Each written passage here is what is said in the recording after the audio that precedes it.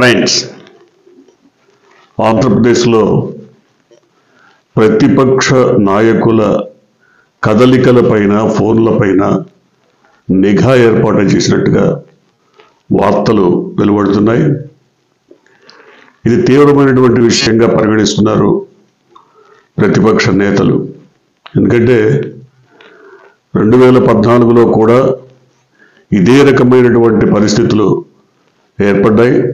అప్పుడు ఈ నిఘా వ్యవహారానికి సంబంధించి బాధ్యత వహించి ఇజ్రాయెల్ నుంచి పరికరాలు తెప్పించి పెగాసిస్ లాంటి సంస్థలతో ఒప్పందాలు నెరపినటువంటి ఏబి వెంకటేశ్వరరావు, ఆయనకు జగన్మోహన్ రెడ్డి ప్రభుత్వం తీవ్రమైనటువంటి శిక్ష విధించింది. దాదాపుగా 2.5-3 సంవత్సరాల పాటు ఆయనకి ఏ పదవి ఇవ్వకుండా, ఏ బాధ్యతలు అప్పగించకుండా నిమిత్త మాత్రంగా ఆయన్ని కూర్చోబెట్టడమే కాకుండా సస్పెన్షన్కి కూడా గురి చేసింది. కానీ ఇవాళ మళ్ళీ కూటమి ప్రభుత్వ అధినేత తాజాగా ఇచ్చినటువంటి ఉత్తర్వులు విడుదల చేసినట్టుగా చెప్తున్నారు. ఈ ఉత్తర్వుల మేరకు స్పెషల్ బ్రాంచ్కి, ఇంటెలిజెన్స్ అధికారులకి, కౌంటర్ ఇంటెలిజెన్స్ అధికారులకు, అంటే ఈ 3 శాఖలకు సంబంధించి 3 అధికారులకు ఆదేశాలు జారీ చేసినట్టుగా తెలుస్తోంది. పూర్తిగా వాళ్ళ ఫోన్లు ట్యాప్ చేసి కాన్ఫిడెన్షియల్ రిపోర్ట్స్ అన్నీ కూడా ప్రభుత్వానికి, ముఖ్యంగా ప్రభుత్వ అధినేత చంద్రబాబు నాయుడికి అందజేయబోతున్నారు. అంటే ఇలాంటి వ్యవహారాలన్నీ జనరల్గా రహస్యంగా జరుగుతాయి. కానీ ఒక జీవో విడుదలైందన్న సమాచారం తెలిసిన తర్వాత ఇంత బహిరంగంగా ప్రభుత్వం నిర్ణయం తీసుకున్నదా? ఎందుకంటే దీనిపైన పూర్తి సమాచారం ఇంకా వెలువడలేదు. కానీ జీవో విడుదలైన మాట వాస్తవమని తెలుస్తోంది. అయితే ఇప్పటికే ఈ విధమైనటువంటి ఉత్తర్వులు జారీ అయ్యాయి కూటమి ప్రభుత్వం వచ్చాక. వాటిని 2025 డిసెంబర్ వరకు, అంటే ఈ డిసెంబర్ నుంచి 2025 డిసెంబర్ ముగిసే వరకు, అంటే 1 సంవత్సరం పాటు పొడిగించారని చెప్తున్నారు. అంటే ఈ సంవత్సరం పాటు పూర్తి నిఘా, వాళ్ళ ఫోన్లు, వాళ్ళ కదలికల పైన పూర్తి నిఘా ఉండబోతుంది. అంటే గతంలో కూడా 2014 తర్వాత చాలామంది ప్రతిపక్ష నాయకులు తమ ఫోన్లు ట్యాప్ అవుతున్నాయి, నిఘాకు గురవుతున్నాయి, వాటి మీద కోర్టుకు వెళ్ళిన సందర్భాలు, సజ్జల రామకృష్ణారెడ్డి లాంటి వాళ్ళు కోర్టును ఆశ్రయించినటువంటి పరిస్థితి ఉంది. చాలా తీవ్రమైన. ఒక పక్క తెలంగాణ రాష్ట్రంలో కూడా ఈ ఫోన్ ట్యాపింగ్ వ్యవహారం విషయంలో, అంటే కేసీఆర్ ప్రభుత్వం ఉన్నప్పుడు ఫోన్ ట్యాపింగ్ జరిగిందన్న అంశం పైన కొంతమంది అధికారులు సస్పెన్షన్ గురయ్యారు, కొంతమందిని డిస్మిస్ చేశారు. ఇప్పుడు దాని మీద కూడా కేసులు నడుస్తున్నాయి. చాలా తీవ్రమైనటువంటి విషయంగా పరిగణించినటువంటి పరిస్థితి. ఇటువంటి స్థితిలో ఇప్పుడు ఆంధ్రప్రదేశ్ ప్రభుత్వం మరి ఫోన్ ట్యాపింగ్కి అనుమతి ఇచ్చింది అన్న విషయం తెలిసిన తర్వాత దీన్ని అన్ని రాజకీయ పార్టీలు దాదాపుగా తీవ్రంగానే పరిగణిస్తున్నాయి. ముఖ్యంగా కూటమిలోని పక్షాలు కూడా, కూటమిలో ఎవరైతే ఉన్నారో, అంటే ప్రధాన రాజకీయ పార్టీగా టీడీపీని తీసుకుంటే జనసేన కానీ బీజేపీ కానీ, ఆ పార్టీలకు సంబంధించిన మంత్రులు, ఎమ్మెల్యేల కదలికల పైన కూడా నిఘా ఉంచేటువంటి అవకాశం ఉందని తెలుస్తోంది. ముఖ్యంగా జనసేనకు సంబంధించినటువంటి నాయకుడు లేదా వాళ్ళ ఎమ్మెల్యేలు, మంత్రులు, వీళ్ళపైన గట్టిగానే నిఘా ఉంచినట్టుగా చెప్తున్నారు. అంటే ఇంటర్నల్గా కూడా దీని మీద చర్చ జరుగుతోంది, అంతర్గతంగా కూడా కూటమిలో చర్చ జరుగుతోంది.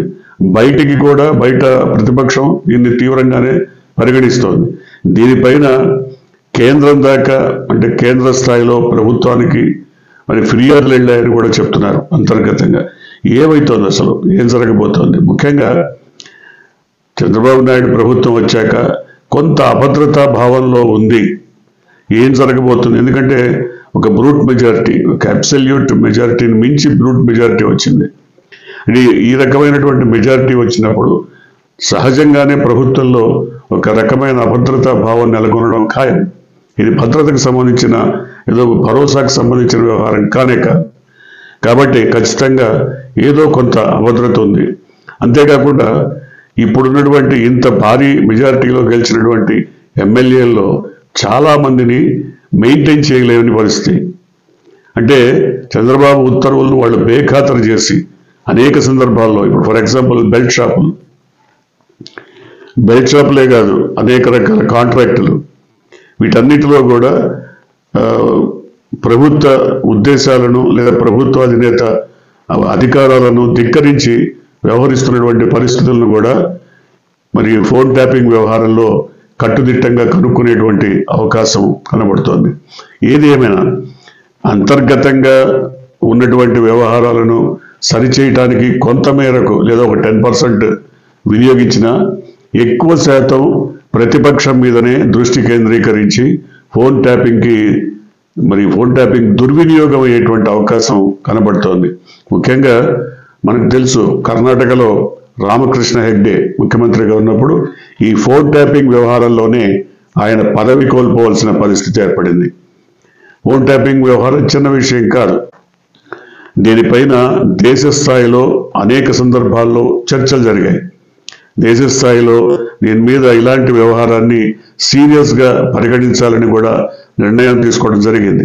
అయితే ఇప్పుడు రాష్ట్ర ప్రభుత్వం ఏదో ప్రజా భద్రత దృష్ట్యా, ప్రజా అవసరాల దృష్ట్యా అంటుంది.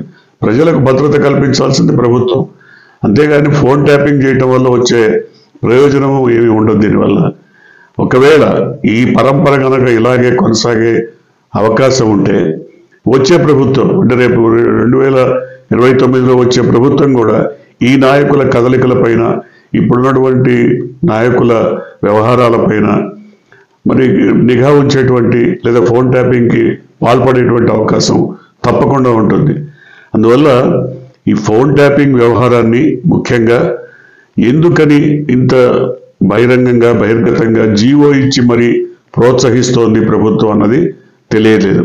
అయితే కేంద్రానికి గనక ఎవరైనా దీని మీద ఫిర్యాదులు చేస్తే, అంటే అంతర్గతంగా ఫిర్యాదులైనా, బహిరంగంగా ఫిర్యాదులైనా, లేదా కోర్టుకి వెళ్ళినా, మరి జరగబోయే పరిణామాలను ప్రభుత్వం ఎదుర్కోవడానికి సిద్ధంగా ఉందా, ఇది తెలియాల్సినటువంటి అవసరం ఉంది. ముఖ్యంగా ఫోన్ ట్యాపింగ్ విషయం మీద నియంత్రణ ఉందా? ఏదైనా అంటే నియంత్రణ లేకుండా విచ్చలవిడిగా చేసేటైతే వ్యక్తిగత వివరాలన్నీ లేదా రహస్య వివరాలన్నీ మరి థర్డ్ పార్టీకి కూడా వెళ్ళి, ప్రభుత్వానికి కాకుండా బయట దేశాలకు లేదా ఇతర సంస్థలకు వెళ్ళిపోయేటువంటి ప్రమాదం కూడా ఉంది. దీన్ని చాలా సీరియస్ విషయంగా పరిగణించాలి. ఎందుకంటే వాళ్ళు ఏం మాట్లాడుకుంటున్నారు, వాళ్ళ వ్యవహారాలు ఏంటి, లేదా ఆర్థిక, సామాజిక, రాజకీయ అంశాలకు సంబంధించిన అనేక విషయాల్ని పసిగట్టి మరి థర్డ్ పార్టీకి అమ్మేసేటువంటి అవకాశం కూడా ఉంది. ఇతర దేశాలకు, ఇతర సంస్థలకు అమ్మేసేటువంటి అవకాశం ఉంది. దాన్ని మానిటర్ చేయటం ఎట్లా, నియంత్రించడం ఎట్లా, దానికి ఇట్లాంటి నియంత్రణ వ్యవస్థ ఏదైనా ఉందా, ఎవరికైనా నియంత్రణ బాధ్యతలు అప్పగించారా లేదా, ఇవన్నీ తెలుసుకోవాల్సినటువంటి అవసరం కనబడుతోంది. ఏది ఏమైనా ఫోన్ ట్యాపింగ్ విషయం చెప్తున్నంత తేలికైనటువంటి అంశం అయితే కాదు. ముఖ్యంగా చంద్రబాబు ప్రభుత్వం మరి ఏ రకమైనటువంటి భరోసాతో, ధైర్యంతో ఈ నిర్ణయం తీసుకుందో తెలియదు. కోర్టులు దీని మీద స్పందించాల్సినటువంటి అవసరం కూడా ఉంది. ఎందుకంటే పౌర స్వేచ్ఛను, వ్యక్తిగత స్వేచ్ఛను హరించేలా ఫోన్ ట్యాపింగ్ కనుక జరిగితే అన్ని విధాల అనర్థమే తప్ప దీంట్లో ఎక్కడా కూడా లాభం ఉండేటువంటి అవకాశం లేదు. అయితే ఖచ్చితంగా రాజకీయ అవసరాల కోసం, రాజకీయ నాయకుల వాళ్ళని కట్టడి చేయటం కోసం, వాళ్ళ రాజకీయాలను తెలుసుకోవడం కోసం ఖచ్చితంగా ఫోన్ ట్యాపింగ్ని వినియోగిస్తారన్నది సర్వత్రా వినిపిస్తున్నటువంటి మాట. 2014 నుంచి 19 వరకు కూడా ఇలాంటి వ్యవహారమే సాగిందని, దానికి మరి బహిరంగంగానే జగన్మోహన్ రెడ్డి చెప్పారు. ఏబి వెంకటేశ్వరరావు లాంటి వాళ్ళు కీలక పాత్ర వహించారని చెప్పారు. ఇప్పుడు కూడా అదే ఏబి వెంకటేశ్వరరావు పోలీస్ వ్యవస్థలో కీలక భూమిక పోషిస్తున్నారనే మరి మాట వినపడుతోంది. ఇలాంటి ఒకవేళ కార్యక్రమాలకు ఆయన నేతృత్వం వహిస్తే మాత్రం ఈ ప్రభుత్వం భారీ మూల్యం చెల్లించుకోక తప్పదు. చూడాలి ఏం జరగబోతుందో.